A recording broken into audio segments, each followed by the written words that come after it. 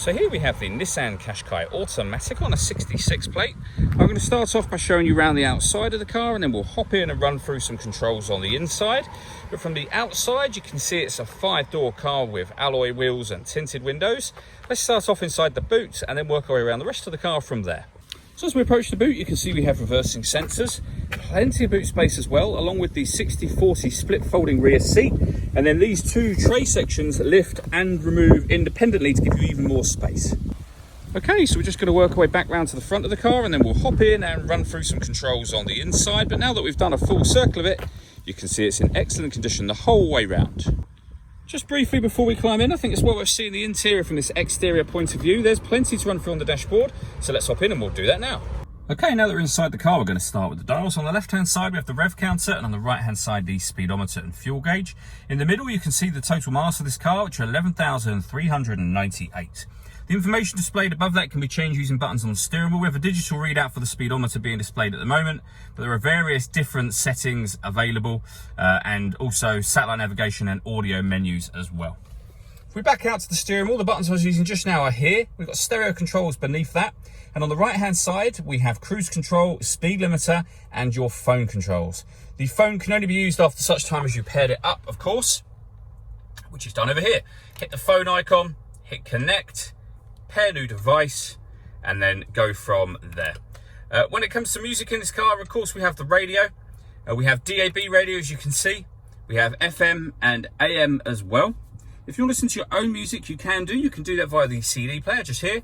Auxiliary input, USB input, and you can stream your music wirelessly via Bluetooth audio should you wish to. So as I say, plenty of ways overall to listen to your music. This car's also got satellite navigation.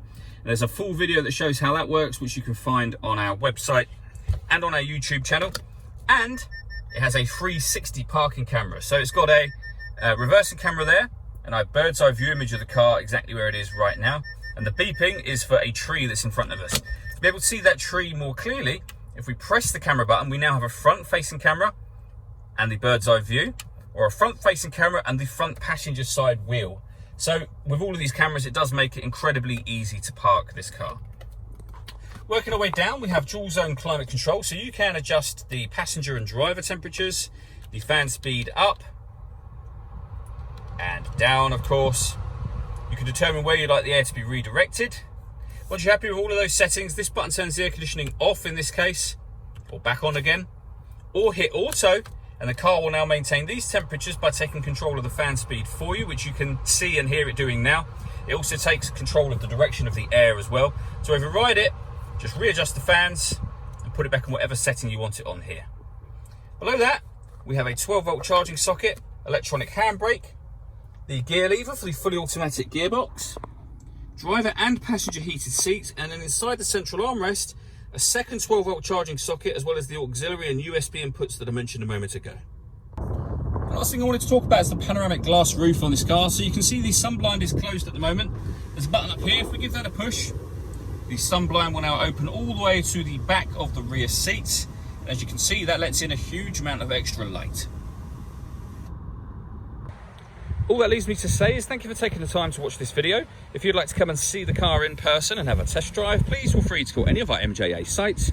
We'd love to hear from you soon.